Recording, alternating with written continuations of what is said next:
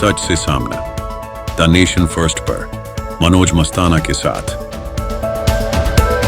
दोस्तों नमस्कार, आप देख रहे हैं टीएनएफ। मैं हूं मनोज मस्ताना, आपका बहुत बहुत स्वागत। आज की सबसे बड़ी खबर है दोस्तों कि क्या नीतीश कुमार को साथ रख करके बीजेपी उनका वोट कब जा रही है। 53 साल बाद ईबीसी से स्पीकर बीजेपी ने बनाया।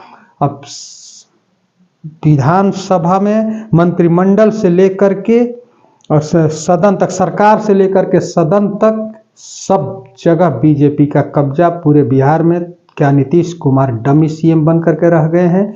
इसी खबर का आज हम विश्लेषण करने वाले हैं। लेकिन उससे पहले आप सबसे गुजारिश है दोस्तों कि आप चैनल पर अगर नए हैं तो प्लीज़ चैनल को सब्सक्राइब करिए, बेल आइकन प्रेस करिए। वीडियो अगर अच्छी लगे तो लाइक, शेयर और कमेंट जरूर करिए।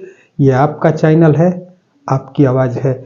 आज हम बीजेपी की एक एक प्लानिंग के बारे में बताएंगे कि बीजेपी क्या चाह रही है, क्योंकि 20 वर्षों के बाद पहली बार नीतीश कुमार कमजोर दिख रहे हैं बिहार विधानसभा में। क्योंकि नीतीश कुमार ने 53 सालों में 20 साल जरूर राज किया है। इस 20 सालों में नीतीश कुमार जब भी स्पीकर बनाए तो या तो दलित से बनाए या सवर्ण से बनाए। यही नीतीश कुमार का फंडा चलते आ रहा था स्पीकर में, दलित, सवर्ण या यादव, 3 बनाए। लेकिन अति पिछड़ा से स्पीकर बना करके बीजेपी ने क्या ये दाव चल दिया है? क्या नीतीश कुमार के कोर वोटर्स पर अपना दावा पेश करने में जुटी हुई है भारतीय जनता पार्टी? क्या नीतीश कुमार के कोर वोटर्स को तोड़ करके बीजेपी अपने पाले में खींचना चाह रही है? क्योंकि बीजेपी का अपना कोर वोटर सवर्ण और वैश्य है। इसके अलावा बीजेपी के पास दूसरा बिहार में कोई वोट बैंक नहीं है। सवर्ण और वैश्य पर बीजेपी बिहार में राज करती है। लेकिन पहली बार बीजेपी मंत्रिमंडल से लेकर के सदन तक, सरकार से लेकर के सदन तक अपना वर्चस्व, अपना दबदबा बना करके रखी है। इसका सीधा और साफ मतलब ये होता है कि नीतीश कुमार के वोट पर बीजेपी अपना दावा पेश करने में जुट गई है। पूरी खबर आपको बता रहे हैं दोस्तों कि विधानसभा 2025 में सबसे बड़ी पार्टी बनने के बाद बीजेपी सरकार से सदन तक अपना दबदबा बना चुकी है। और आपको बता दें कि इस सरकार में सबसे ज्यादा मंत्री, 14 मंत्री बीजेपी से ही हैं। और स्पीकर भी डॉक्टर प्रेम कुमार को बना करके बीजेपी ने नीतीश के वोट में सेंध लगा दी है। इसमें कोई दो राय नहीं है, क्योंकि कुशवाहा समाज का वोट साधने के लिए डिप्टी सीएम पहले ही बना चुकी है बीजेपी। अब स्पीकर अति पिछड़ा से ईबीसी से बना करके ये एक सेंध लगाने के मतलब गैर यादव जातियों पर बीजेपी की नई समीकरण है कि उन जातियों को साधना है, उन जातियों को अपने पक्ष में करना है जो जातियां नीतीश कुमार के साथ थी पहले।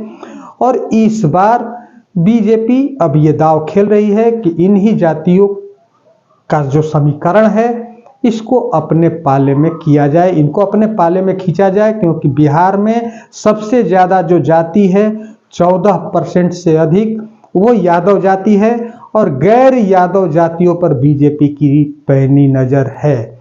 और इसी में बीजेपी ने डॉक्टर प्रेम कुमार को, जो 9 बार से लगातार जीतते आ रहे हैं, 9वीं बार जीते हैं प्रेम कुमार, उनको बिहार विधानसभा में अध्यक्ष बनाया गया है।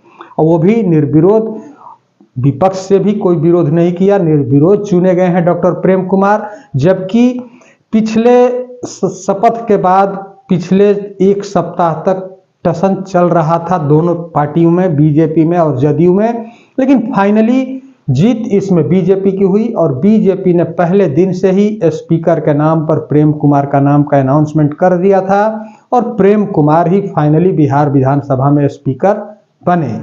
अब बीजेपी की जो असली नजर है वो नीतीश कुमार के वोटर्स पर है। और उसमें पहली सफलता बीजेपी को मिल गई है, क्योंकि कुशवाहा जातियों को साधने के लिए डिप्टी सीएम सम्राट चौधरी को बनाया गया है। और दल अति पिछड़ा जातियों को साधने के लिए स्पीकर प्रेम कुमार को बनाया गया है। तो दोस्तों, सबसे बड़ी बात यह है कि बीजेपी विदाउट नीतीश, बीजेपी अपनी जमीन बिहार में तैयार करने में जुट गई है। और जो अटकल चल रही है कि नीतीश कुमार कितने दिन के सीएम हैं, ये अटकल की बाजार और ज्यादा गर्म हो गई है, क्योंकि स्पीकर बनने के बाद से अब 100% जो कब्जा है सरकार में वो बीजेपी का है, दबदबा जो है वो बीजेपी का है। और बीजेपी अपने इस दबदबा को बनाए रखना चाहती है। साथ ही साथ वो अभी से 2030 के चुनाव के लिए रणनीति बनाना शुरू कर दी है, क्योंकि विदाउट नीतीश की वोटर्स को साधना बीजेपी का अभी से शुरुआत हो गया है।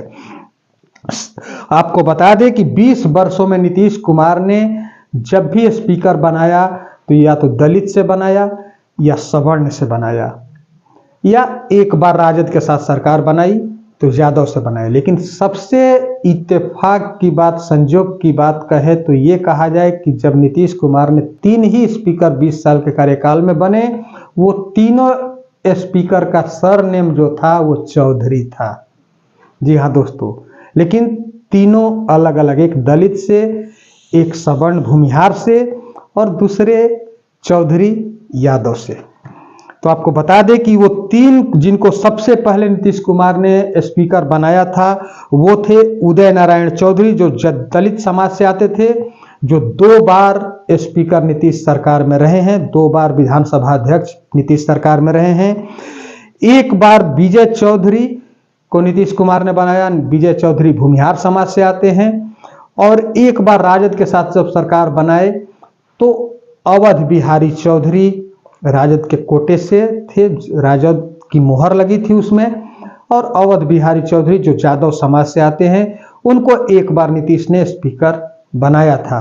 पहली बार सरकार में नीतीश सरकार सिर्फ सीएम है, नीतीश के पास न गृह मंत्रालय है, न नीतीश के पास स्पीकर है। नीतीश कुमार की इसी कमजोरी को अब लोगों ने कमजोरी को देखते हुए लोगों ने कहना शुरू कर दिया है कि नीतीश कुमार सिर्फ नाम के सीएम है, पावर नीतीश कुमार के पास नहीं है। और राजनीति पूरी तरह से एक पावर गेम है। इस पावर गेम में नीतीश कुमार फेल दिख रहे हैं, फेल होते नजर आ रहे हैं। और नीतीश कुमार के हाथ में आज की डेट में कुछ नहीं है, कहने के लिए वो सीएम जरूर हैं।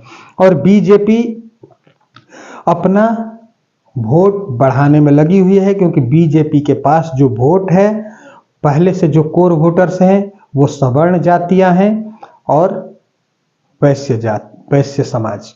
ये 2 ही कोर वोटर्स बीजेपी के बिहार में थे। और अब बीजेपी ईबीसी नीतीश कुमार के कोर वोटर्स पर अपना डोरा डालना शुरू कर चुकी है। और उसी का परिणाम है सम्राट चौधरी का डिप्टी सीएम बनना, प्रेम कुमार का स्पीकर बनना। तो बीजेपी एक तरफ से नीतीश कुमार के वोट जो है उसे कब्जाने की फिराक में है। और इसमें कोई डाउट नहीं है कि बीजेपी कब्जा लेगी, इसमें कोई डाउट नहीं है, क्योंकि बीजेपी जिस चीज पर टारगेट करती है उसे पूरा जरूर करती है, चाहे उसके लिए कुछ भी हो। सही रास्ते से अगर आता है तो भी ठीक है, नहीं तो गलत रास्ता भी अख्तियार करने में पीछे नहीं हटेगी। डरा धमकाने की राजनीति बीजेपी करती है, डरा धमका करके काम करवाती है। तो ये बीजेपी की अपनी एक रणनीति है।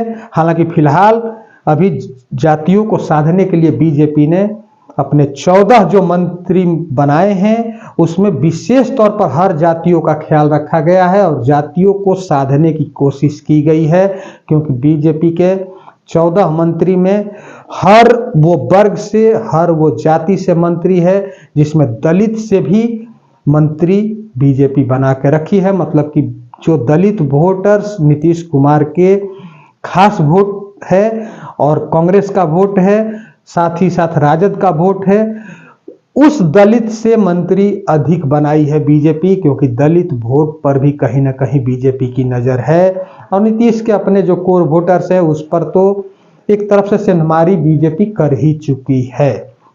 तो दोस्तों, बिहार में अब नीतीश का रोल क्या रह गया है ये सबसे इम्पोर्टेंट है। तो नीतीश कुमार का रोल सिर्फ ये रह गया है, जिस तरह से वो अपने आप को स्वस्थ दिखाने के लिए औचक निरीक्षण कहीं करने पहुंच जा रहे हैं, तो बस सीएम के तौर पर नीतीश कुमार हैं।